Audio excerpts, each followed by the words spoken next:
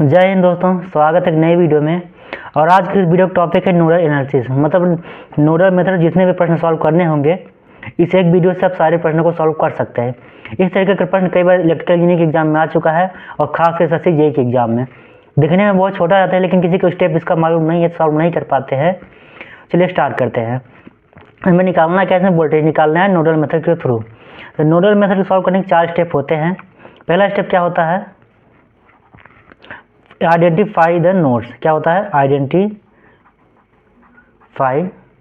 The nodes, मतलब nodes को identify करना होता है हमें।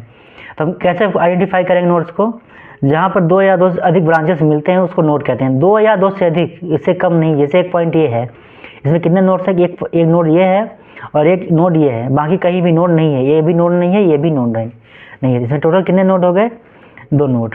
दूसरा क्या होता है, फाइंड द, क्या होता है, आइडेंटिफाई द इक्विपोटेंशियल नोड। क्या होता है, इक्विपोटेंशियल नोड। मैं बोल रहा हूँ तो आपको सुन लीजिएगा अच्छे तरीके से। इसको किस तरीके से पहचानेंगे इक्विपोटेंशियल नोड को, इसमें कोई भी सोर्स नहीं होता। तो यहाँ एक ये पॉइंट है जहाँ पर कोई भी सोर्स नहीं है, तो इक्विपोटेंशियल नोड हो गया। तीसरा क्या है, क्या होता है हमारा, आइडेंटिफाई द ग्राउंड नोड्स। क्या होता है, आइडेंटिफाई द ग्राउंड नोड्स। इसमें सबसे ज़्यादा जिसमें टर्मिनल मिलते हैं या जंक्शन, उसको आइडेंटिफाई ग्राउंड नोड्स कहते हैं, या फिर इसमें कोई सोर्स ना लगा हो। तो इसलिए यहाँ पे ये हमारा ग्राउंड नोड्स हो गया। हम कुछ इस प्रकार से दर्शा देंगे। इसको किससे दर्शाते हैं, GN से। किससे, GN से। तो कितना होगा, ग्राउंड नोड 0 ही होता है हमेशा। और थर्ड क्या होता है हमारा, अप्लाई द फार्मूला। क्या होता है, अप्लाई द फार्मूला। ये हमारे 4 स्टेप होते हैं। इससे आप कोई भी नोडल मेथड का प्रश्न दिया गया आप सॉल्व कर सकते हैं। और क्या होता है formula, plus minus voltage by resistance, ये होता है हमारा। ये हमारा फार्मूला होता है। ये 4 स्टेप है। सबसे पहले क्या होता है, आइडेंटिफाई द नोड्स। दूसरा क्या होता है, identify the equipotential node. Equipotential node किस प्रकार हमें फाइंड करना होता है, इसमें कोई भी सोर्स नहीं होता है। और तीसरा क्या है, आइडेंटिफाई द ग्राउंड नोड्स।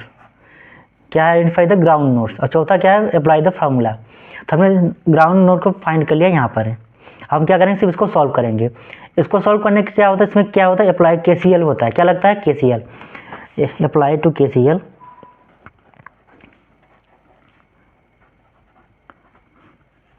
किस में करेंगे, apply to KCL V point पर, या V कुछ भी लिख सकते हैं। यहाँ पर V है तो हम V ही मानेंगे। और इसको सॉल्व करने से पहले क्या करेंगे, हम करंट को नोड से बाहर की ओर फेंकेंगे कुछ इस प्रकार से। हमारा नोड से करंट हमारा कुछ इस प्रकार से होगा।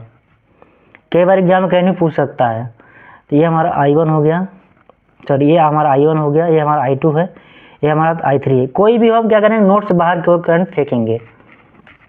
अप्लाई टू KCL किस पॉइंट पर, V पॉइंट पर। हमारा क्या हो जाएगा, V पॉइंट प्लस माइनस। अगर करंट इधर से निकल रहा है तो ये माइनस में ही होगा, और यहाँ आ गया प्लस में। ये जो हमारे साथ बड़ी वाली डंडी होती है वोल्टेज की, ये प्लस में होती है, नीचे वाली माइनस में। और जहाँ से जा रहा है हम क्या करें, नोड बाय नोड लेंगे, यहाँ से लेकर यहाँ तक जाएंगे। तो यहाँ से लेकर यहाँ तक गया तो हमें एक वोल्टेज क्या मिला, V क्या मिला गया, 6। यहाँ प्लस है, माइनस निकल रहा है, जहाँ से निकल रहा है वही पॉइंट लेंगे। तो यहाँ माइनस से निकल रहा है, यहाँ इस वाले पॉइंट से, तो हम माइनस लेंगे। V माइनस क्या हो गया, 6। और क्या होगा, GN, ग्राउंड नोड 0 है तो उसको हम लिखेंगे नहीं। उसके बाद क्या हो गया, रेजिस्टेंस की वैल्यू कितनी दी गई है, 2। ये हमारा रेजिस्टेंस हो गया। अब हम क्या करेंगे, प्लस करेंगे। ये इसके बाद हमारा क्या होगा, I2। इसके बाद क्या होगा, I2। ये हमारा क्या हो जाएगा, V पॉइंट हो गया। इधर से कोई वोल्टेज नहीं है, अब ग्राउंड पर आ जाएंगे, GN पर, ग्राउंड नोड पर, तो 0 ही होगा।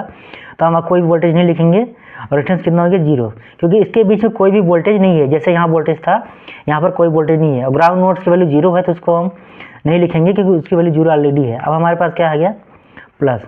ये हमारा I3 की तरफ हम चल दिए हैं। ये हमारा क्या, V, ये हमारा प्लस निकल रहा है यहाँ पर, और ये माइनस। अब ग्राउंड लेके जाएंगे यहाँ से इस तरीके से, तो ग्राउंड नोड 0 होगा, उसको लिखने की जरूरत नहीं है। ये प्लस इंटर करा, माइनस निकल रहा है, कितना हो जाए, V माइनस 12। बाय रेजिस्टेंस कितना हो गया, 2। इस समय में क्या हम देख रहे हैं, रेजिस्टेंस सेम ही है तो इसमें ज़्यादा हमें दिक्कत नहीं होगी, इक्वल टू 0 होगा, क्योंकि KCL का नियम आपको पता ही होगा। अब हम क्या करेंगे, अब KCL के नियम एग्जाम में पूछ देता है, KCL के नियम किस पे आधारित है। ये किससे आधारित होते हैं, आवेश संरक्षण के सिद्धांत पर। किस पे, आवेश संरक्षण के सिद्धांत पर आधारित होता है। चलिए हम प्रश्न पर आते हैं। इसको हम एलसीएम लेंगे, 2 ही आएगा। अब इसका 2 में 2 का भाग देंगे तो क्या जाएगा, तो हम क्या करेंगे, मल्टीप्लाई कर देंगे v माइनस 6। यहाँ पर भी v हो आएगा कि 2 में 2 का भाग करेंगे तो एक ही आएगा, 1 में 1 का मल्टीप्लाई करेंगे v का तो एक ही रहेगा। अब क्या होगा, 2 में 2 का सेम ही है, एक ही जाएगा v माइनस 12। एलसीएम लेने आपको आना चाहिए क्योंकि इंजीनियरिंग आप कर रहे हैं। ये हो गया हमारा 0, 2 का मल्टीप्लाई यहाँ होगा 0 ही होगा। अब हमें ये क्या हो गया, हमारा v कितना हो गया, 1 2 3 टोटल 3 भी हो गया, और 12 माइनस 6 कितना हो गया, 18 इक्वल टू कितना हो गया, 0। हमारा क्या होगा 3v, ये माइनस है इधर साइड जाएगा क्या हो जाएगा, प्लस, क्या हो जाएगा प्लस। अब इसको हम सॉल्व करते जाएंगे, क्या हो जाएगा हमारा v इक्वल टू 18/3 कितना हो जाएगा हमारा 6 वोल्ट। तो हमारा क्या आ गया, हमारा वोल्टेज कितना आ गया 6 वोल्ट। एग्जाम में इतना ही पूछता है, कई बार एग्जाम में ये पूछ दिया कि फाइंड द करंट I1, हम I1 या फिर 2 ओम रेजिस्टेंस थ्रू पूछ देगा, तो हम क्या लिया I1 हमारा करंट कितना हो जाएगा, यहाँ क्या है v, ये हमारा I1 ही है, I1 plus I2 plus I3 equal to 0। I1 की वैल्यू हमारी क्या हो जाएगी, यहाँ पर ये दिया गया v माइनस 6 बाई कितना है 2, तो v की वैल्यू कितनी आ गई थी हमारा। एग्जाम में इतना ही तक पूछेगा, लेकिन एग्जाम कई बार करंट पूछ देता है, करंट थ्रू 2 ओम रजिस्टर या करंट I1 ये भी पूछ सकता है। तो कितना हो जाएगा हमारा v की वैल्यू कितनी आएगी 6 माइनस 6/2 कितना 0/2 कितना हो जाएगा 0 ही होगा करंट। वैसे इसी प्रकार सेम पूछ सकता है, I2 करंट पूछ देगा तो क्या हो जाएगा v/2, v की वैल्यू कितनी देगी 6/2 हो जाएगा, कितना हो जाएगा 3 एम्पियर में होगा, करंट की वैल्यू में किस में होती है, एम्पियर में। और हमारा कितना होगा I3 करंट पूछ सकता है। मैं बता रहा हूँ कि आई थिंक नोडल मेथड यहीं से सॉल्व हो गया, यहीं तक खत्म हो गया है। अब कितना होगा हमारा v माइनस 12 दिया गया, I3 ये है हमारा /2, तो v की वैल्यू कितनी है 6 माइनस 12/2 कितना हो गया हमारा -6/2 कितना हो गया -3 एम्पियर। तो ये हमने सॉल्व कर लिया। 4 स्टेप हैं इसके, बहुत ईजी तरीके से सब देख सकते हैं। हम हमेशा करंट क्या करेंगे, नोट से बाहर की ओर फेंकेंगे। हमने और वीडियो बना रखा है तो हम अपलोड कर देंगे, जिसमें 2 पॉइंट रहता है नोट का, इसे भी या भी 2 वैल्यू निकालनी होती है। लेकिन ये प्रश्न हमारा बहुत ईजी तरीके से सॉल्व हो गया, और एग्जाम में बहुत बार इस तरीके के प्रश्न पूछे गए हैं। 4 स्टेप कौन से हैं, पहला नोट्स को फाइंड करना है, दूसरा आइडेंटिफाई क्यू पोटेंशियल नोट को हमें फाइंड करना होता है, फिर आइडेंटिफाई द ग्राउंड नोट्स। अब क्या करना है, अप्लाई द फार्मूला कर देंगे। इस तरीके से हम सॉल्व कर सकते हैं। तो आज वीडियो हमारी कंप्लीट होती है। कुछ भी डाउट हो कमेंट बॉक्स में पूछ सकते हैं।